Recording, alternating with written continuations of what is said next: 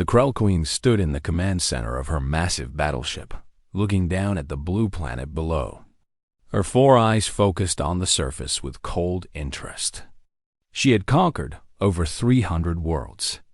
This one, Earth, would be no different.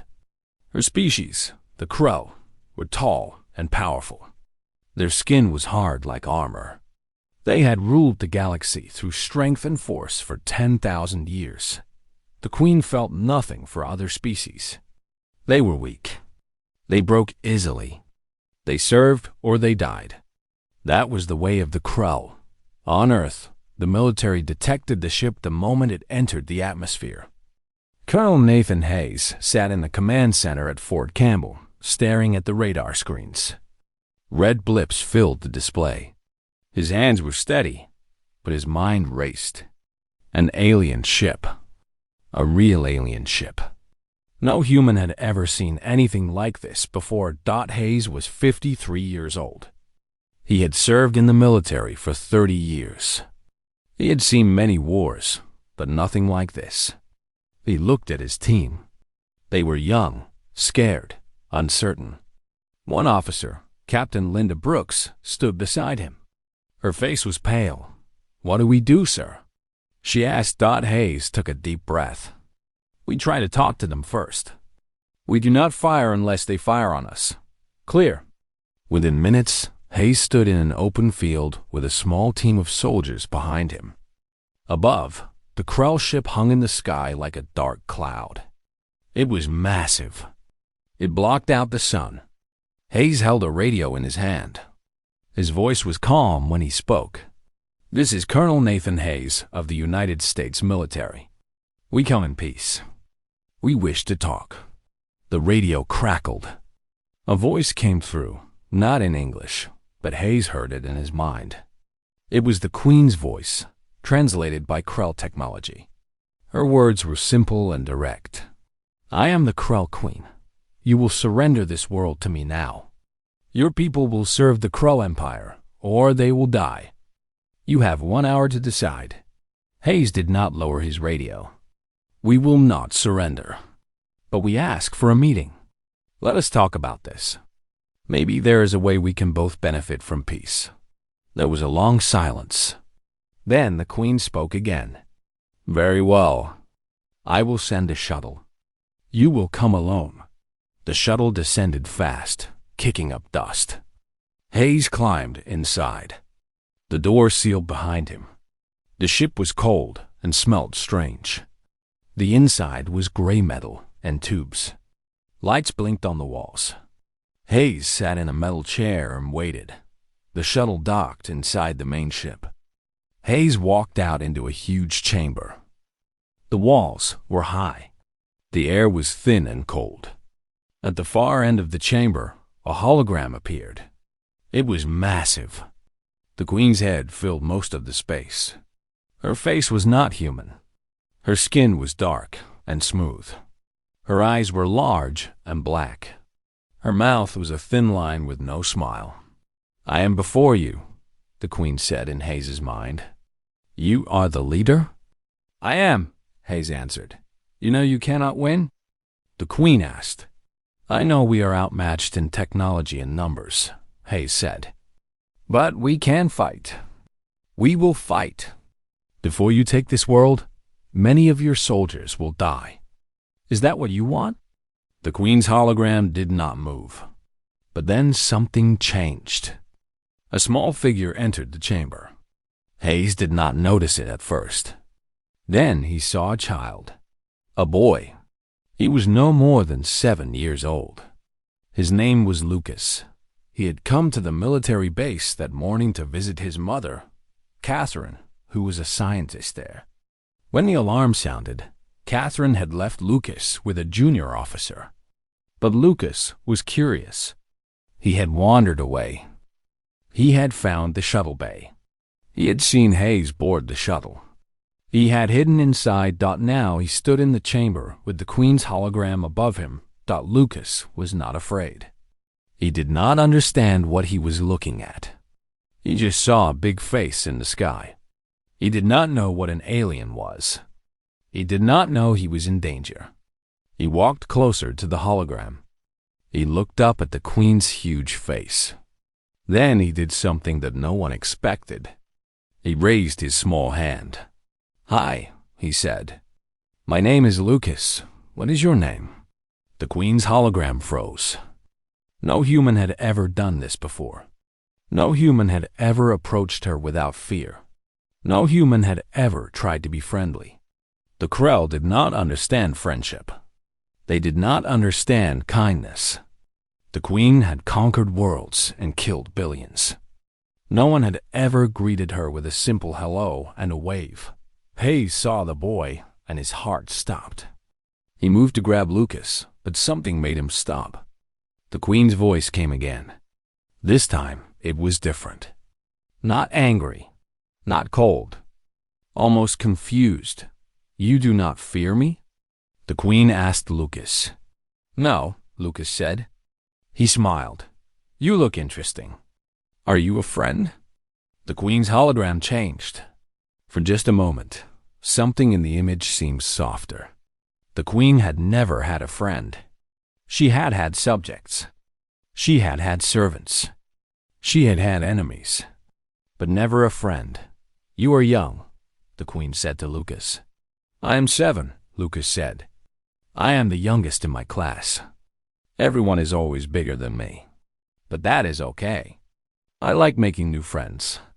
The Queen looked at this small human for a long time. Something inside her shifted. She had never felt this before. She did not have a name for it. It was not pain. It was not anger. It was something new. Something her kind did not understand. "What is your designation, small human?" The Queen asked. "My name is Lucas Morgan." The Queen repeated the name in her mind. Lucas Morgan. She would remember this name forever. "This one is mine," the Queen said. Her voice was final and strong. "I claim him for the Crow. Bring him to my ship. If you do, I will not destroy your world. I will not kill your people. I will take only this one." Hayes stepped forward. His hand was on his weapon. But he was not foolish. The ship was too powerful. He could not win this fight. He looked at Lucas. The boy was still looking up at the Queen's hologram with wonder and curiosity. "Mom?" Lucas called out. He had seen his mother standing at the entrance. Catherine had followed him through the shuttle. Catherine had followed him through the shuttle. Now she stood frozen, watching her son in the chamber. Catherine's face was white. Her hands were shaking. But she knew the same thing Hayes knew. They had no choice. If she refused, the Queen would destroy the base. She would destroy the city. She would destroy everyone. "Go, Lucas," Catherine said. Her voice broke. "It will be okay. You go with them." Lucas looked confused, but he was a good boy. He trusted his mother. He looked back at the Queen's hologram and smiled. "Okay," he said. "I will go with you. We can be friends." The Queen's soldiers took Lucas by the hand. They were not rough. They treated him carefully. Lucas waved goodbye to his mother as they led him away. Catherine fell to her knees. Hayes caught her before she fell to the ground. The shuttle doors closed. The ship lifted into the sky. Within minutes, the Krell battleship rose out of the atmosphere and disappeared into space. On the ground below, Catherine screamed. Hayes held her, but he did not know what to say. Earth had been saved. But at what cost? The youngest human and the most powerful being in the galaxy were now connected by something neither side understood. On the Krell ship, the Queen watched Lucas through the observation window. The small human pressed his face against the glass and looked at the stars. He did not cry. He did not call for help. He just looked and wondered. The Queen stood beside him. For the first time in her 10,000 years of life, she felt something besides hunger for power. She felt the need to protect something, anything, someone. She felt the need to keep this small human safe. "Do not worry, Lucas Morgan," the Queen said in his mind. "You are safe now. You are mine."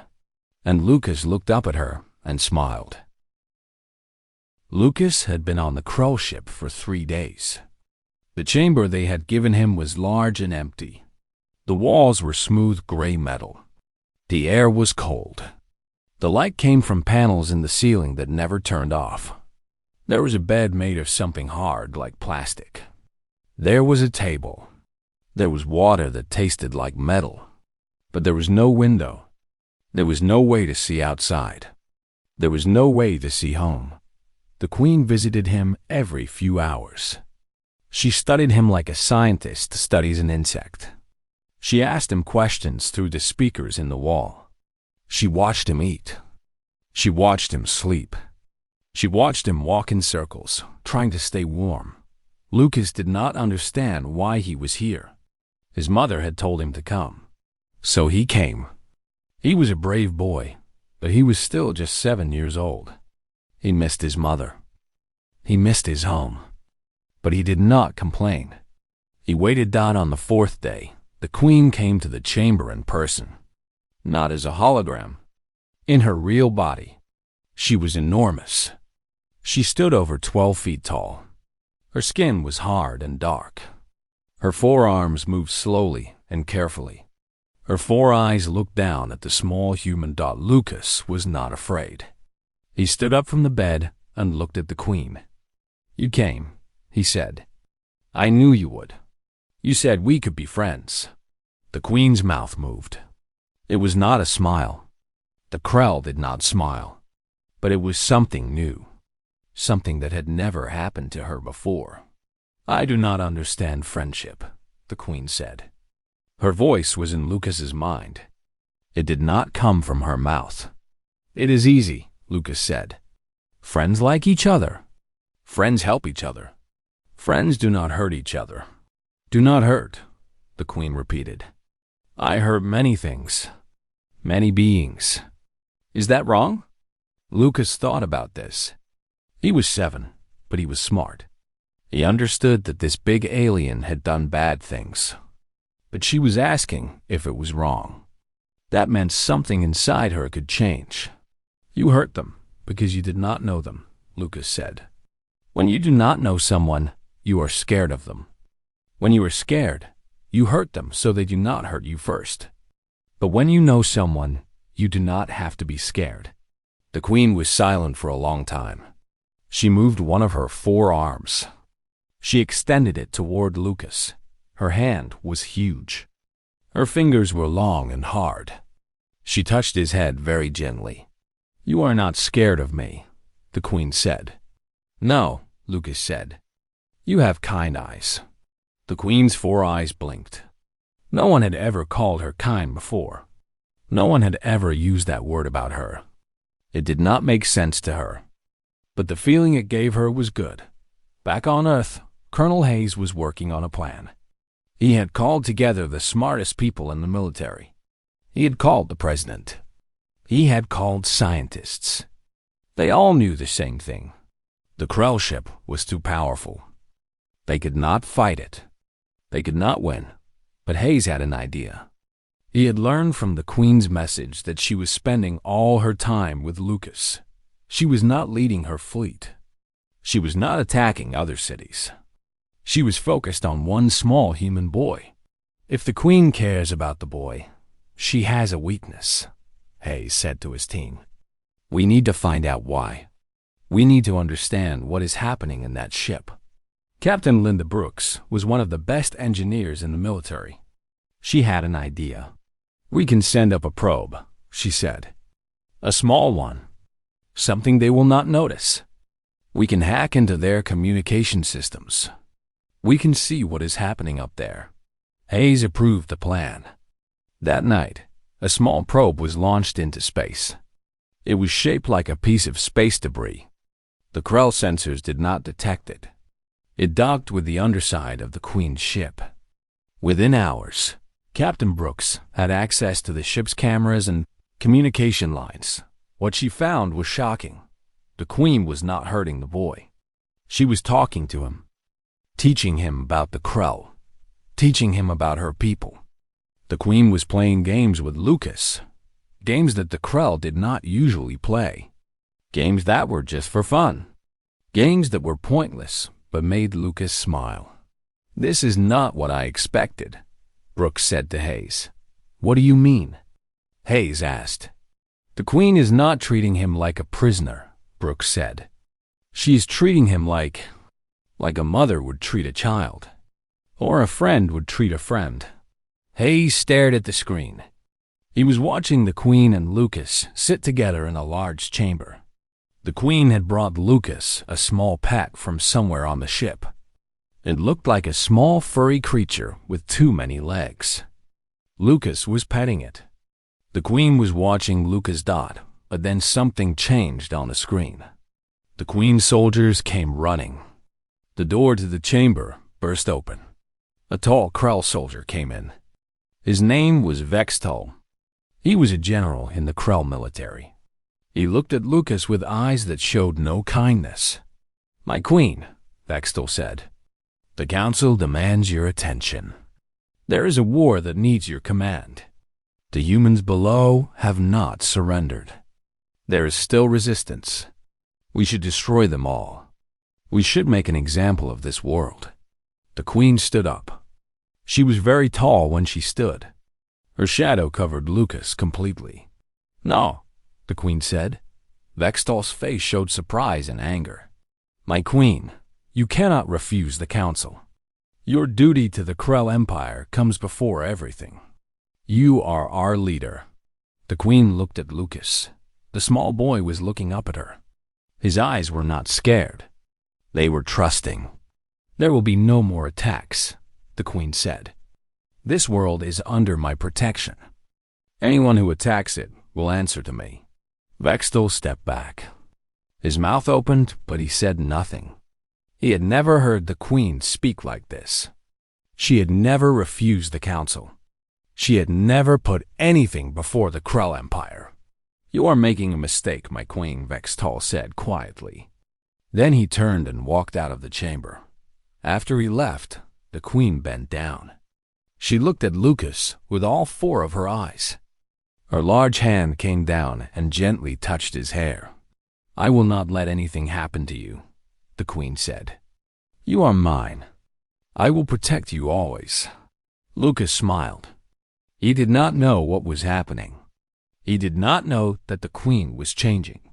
He did not know that her decision would change the course of the entire Krell Empire. He did not know that the general who just left was going to try to take power. He only knew that the queen was his friend, and she had promised to keep him safe. On Earth, Colonel Hayes and his team watched everything through the probe. They saw Vextol leave. They saw the queen promise to protect Lucas. They knew that something big was about to happen. They knew that the peace was not going to last, but for now, Lucas was safe. And that was all that mattered. Vextol moved quickly through the ship's corridors. His mind was working fast. The queen was weak. She was broken. She had forgotten who she was. She had let a small human child change her. This was not the Krell way. The Krell did not care. The Krell did not protect. The Krell conquered. Vextol was ambitious. He was strong. He had been waiting for a chance like this. The queen had given him that chance by showing weakness. He would take her throne. He would take her power. He would make the Krell Empire great again. He went to the barracks where the Krell soldiers stayed. He found the ones who wanted power, the ones who wanted to conquer, the ones who did not want to waste time on one small human. Within hours, he had gathered enough support. He had enough soldiers to take the ship. That night, Vextol led a group of armed soldiers to the queen's private chambers. He thought she would be sleeping. He thought she would be alone. But the queen was awake. She was in Lucas's chamber, sitting beside his sleeping form. She was watching the small human breathe. She was listening to him sleep. When the soldiers came in, The Queen stood up. Her 4 eyes opened wide. Her hands made fists. "Vextal," she said. "What is this?" "My Queen," Vextal said, and there was no respect in his voice. "I am placing you under arrest. You are no longer fit to lead the Krell. You have forgotten what we are. You have been changed by weakness. I am taking command of this fleet, and that human child will be executed." The Queen moved so fast that Lucas did not even wake up. She struck Vextal across the face with one of her 4 arms. His head snapped to the side. Blood came from his mouth. "You will not touch him," the Queen said. Her voice was so loud that the walls shook. "He is under my protection. If you want him, you will have to kill me first." Vextal stood up. He touched his mouth. Blood covered his hand. His eyes showed rage. "So be it," he said. The guards moved forward. The Queen fought them. She was old, but she was still the strongest, being on the ship. She threw soldiers across the room. She broke bones. She did damage. But there were too many. More soldiers kept coming at the same time on Earth. The probe stopped sending signals. Captain Brooks tried to reconnect, but nothing worked. Something had happened on the ship. Colonel Hayes understood what was happening. "The coup," he said. "They have taken her. What do we do?" Brooks asked. Hayes did not hesitate. "We prepare to attack, and we hope the probe gave us enough information about their systems." The Queen was put in a holding cell. The walls were thick metal. There were no windows. She could not get out. The soldiers who were loyal to her were arrested. The ones who went with Vextal were promoted. Lucas was taken from the Queen's chambers. The soldiers did not hurt him, but they took him away from her. They put him in another cell, far from the Queen. They told him that the Queen was no longer his friend. They told him that the Queen was being punished for caring about him. Lucas did not understand. He asked for the Queen. He asked what he had done wrong. But no one answered him. 3 hours later, Vextal made his announcement to the entire fleet. He declared himself the new leader of the Krell. He declared that the war against Earth would resume immediately. He declared that Earth would be destroyed completely as a sign of the Krell's power. But first, he would execute the Queen, and he would make sure Lucas watched. He would make sure the Queen died, knowing she had failed to protect her human back on Earth. Colonel Hayes was ready. His teams had studied the Krell ship's design through the probe. They had found the weak points. They knew where the shield generators were. They knew where the power came from, but they had no way to reach the ship. They had no ships fast enough. They had no weapons powerful enough. Then the Queen sent a message. The probe had not stopped because something broke it. The probe had stopped because the Queen had found it, and she had used it to send information back to Earth. The message was simple. The shield generators, the power core, the escape routes, everything. The Queen was giving them the blueprints for how to destroy the ship. "She is helping us," Brooks said in shock. "Why?" Another officer asked. Hayes knew why. Because Lucas is on that ship, and she promised to protect him. The human fleet launched. Every ship that could fly was sent toward the Krell battleship. They would fight. They would die. But they would save Lucas and the Queen. In her cell, the Queen heard the alarms. She heard the explosions. The ship was under attack. Vextal had not expected Earth to fight back. He had thought they were too weak. The Queen smiled. Lucas had told her that humans were not weak. She had finally learned that lesson. She used her strength to break the cell door. The metal twisted and bent. It was not designed to hold her if she really wanted to get out. It was designed for prisoners who wanted to obey. The Queen was free. She did not go to save herself. She went to find Lucas. The corridors were chaos. Alarms were screaming. Fires were burning. The Queen moved through it all. She was looking for one small human in a vast ship. She found him in a holding chamber. Vextol had taken him there. He had wanted to watch the boy's face when the queen died. But the queen arrived instead. Vextol was waiting for her. His weapon was drawn. His eyes were cold. "You made a choice," Vextol said. "You chose the human over your own kind. Now you will die for that choice." The queen looked at Lucas. The boy was not crying. He was not afraid. He was looking at her like he knew she would come. He was looking at her like he trusted her. The queen knew what she had to do. Vextol raised his weapon. His finger tightened on the trigger. The weapon was designed to burn through anything.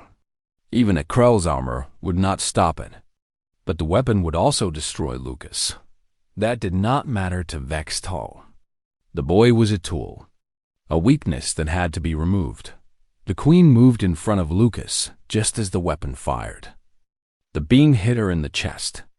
Her armor was thick and strong, but the weapon was powerful. The beam burned through her skin. It burned through her body. Blood came from her mouth. Lucas was thrown backward by the force of the blast, but he was not hurt. The queen's body had taken all of the damage. Vextol fired again. The queen was already falling, but she still moved to protect Lucas. The second beam hit her shoulder. Her arm fell to the ground, but she did not scream. She did not cry out. She just looked at Lucas with all four of her eyes. "Run," she said in his mind. "Run and find your people. Tell them I am sorry. Tell them I was not always kind. But I learned. I learned from you, Lucas Morgan. You taught me what it means to care." Lucas ran. He ran through the corridors. He did not know where he was going, but he ran. Behind him, he heard the sounds of fighting. He heard Vextol screaming. He did not look back. The queen was on the ground. She was dying. Vextol stood over her with his weapon ready to finish her. But he never got the chance. General Zoreth came through the door. He was old, older than the queen. He had been watching from the shadows. He had seen what the queen was doing. He had heard her speak about change and about learning from humans. He had thought she was weak, but he had also heard her speak about friendship, about kindness, about protection. And he had realized something that Vextol would never understand. The queen was not weak. She was stronger than any Krell who had ever lived. She had the strength to care. She had the strength to change. Zoreth moved faster than Vextol expected. His weapon came up. His shot was true. Vextol fell. Zoreth knelt beside the queen. She was losing blood. Her wounds were too deep. She would not survive. "Hold on, my queen," Zoreth said.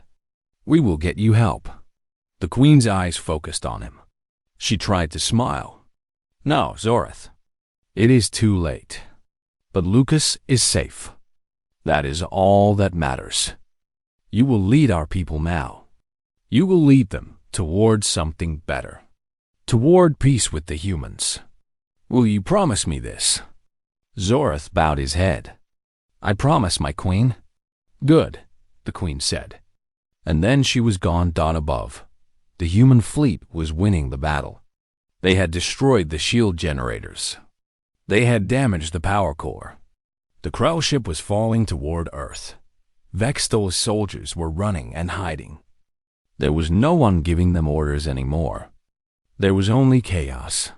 Colonel Hayes and Captain Brooks were on a transport ship heading toward the Krell vessel. They had a plan to rescue Lucas, but they did not know if it would work. They did not know if the boy was still alive. The transport docked with the Krell ship. Hayes led a team of soldiers through the corridors. They moved carefully. They did not know who they would find or what would try to stop them. Then they saw Lucas. He was running through a corridor, his clothes torn and dirty. Behind him were Krell soldiers, not because they wanted to hurt him, but because they were scared and did not know what to do. Hayes and his team opened fire. Not to kill the Krell, just to make them stop. The soldiers retreated. Lucas ran straight to Colonel Hayes. Hayes picked up the small boy and held him. "The Queen," Lucas said. "She is hurt. She protected me. We have to help her." Hayes and his team moved through the ship. They found the Queen in the chamber where she had fallen. Zorith was still there. General Zorith looked at the human soldiers. His hand was on his weapon. For a moment, no one moved. Then Zorith slowly lowered his weapon. "I am General Zorith," he said. "The Queen is dead.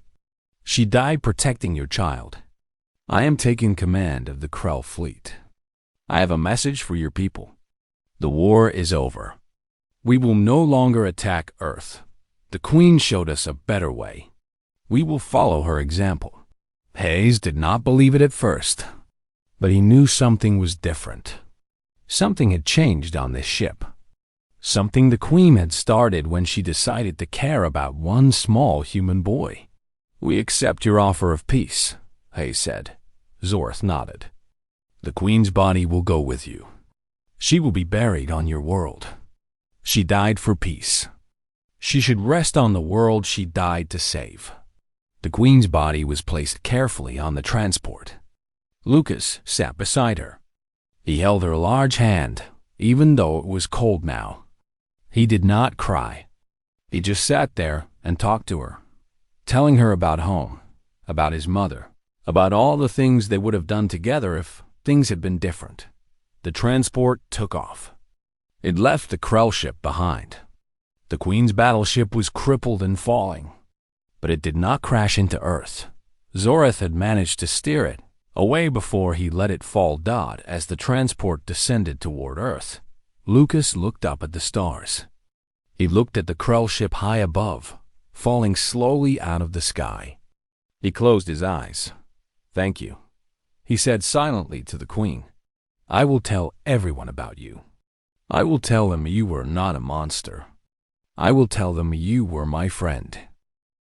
The Queen's funeral was held 3 months after her death. People came from all over the world.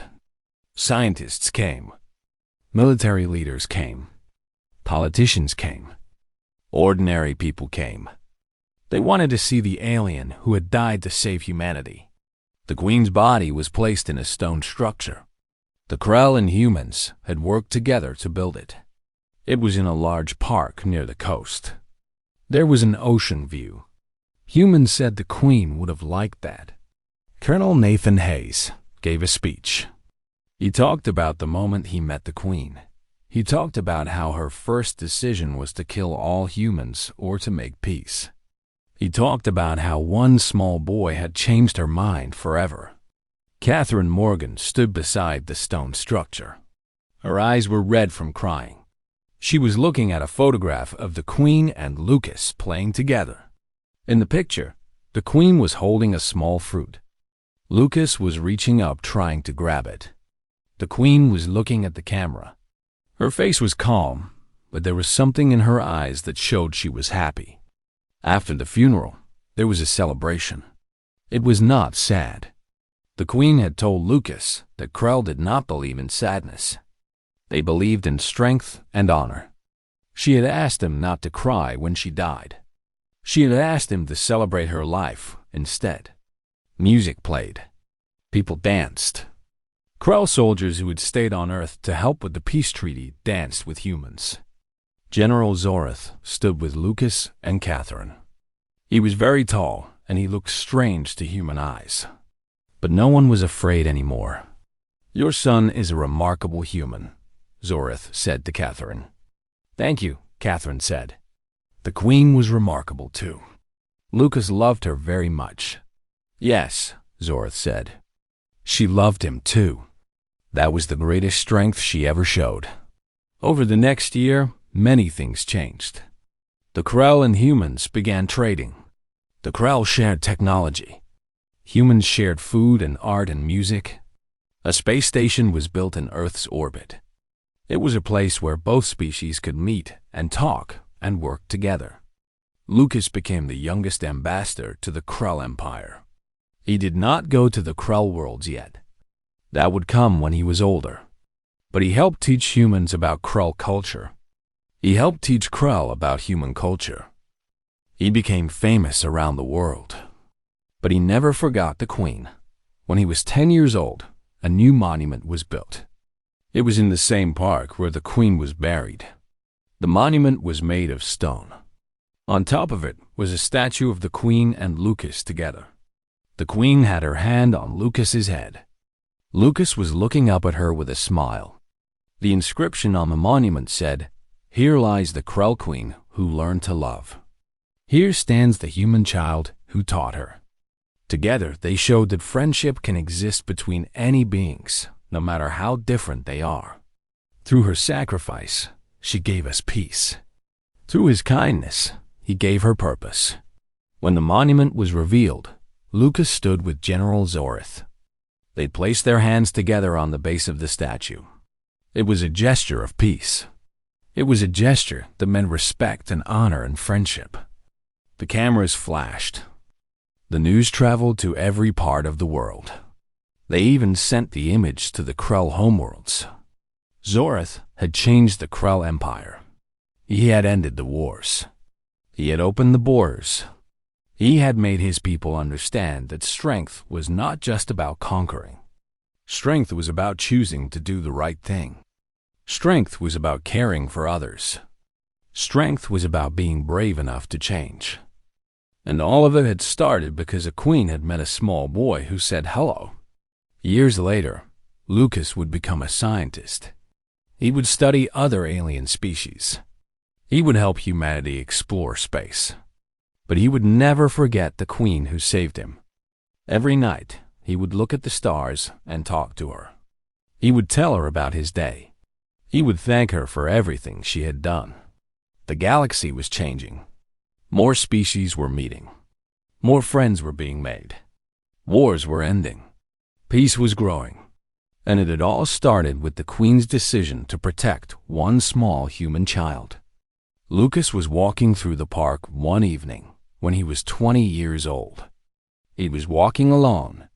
He stood before the monument. He looked at the statue of the Queen and his younger self. He placed his hand on the statue's hand. The stone was cold, but it felt like a greeting. "Thank you," he said out loud. "You claimed me as yours that day, and I have spent my life trying to claim you as mine in return. Not as a slave or as a possession, but as a friend. The greatest friend I could ever have." A wind came from the ocean. It moved through the trees. Lucas closed his eyes. For just a moment, he felt it. He felt the Queen's presence. He felt her approval. He felt her love. And Lucas smiled.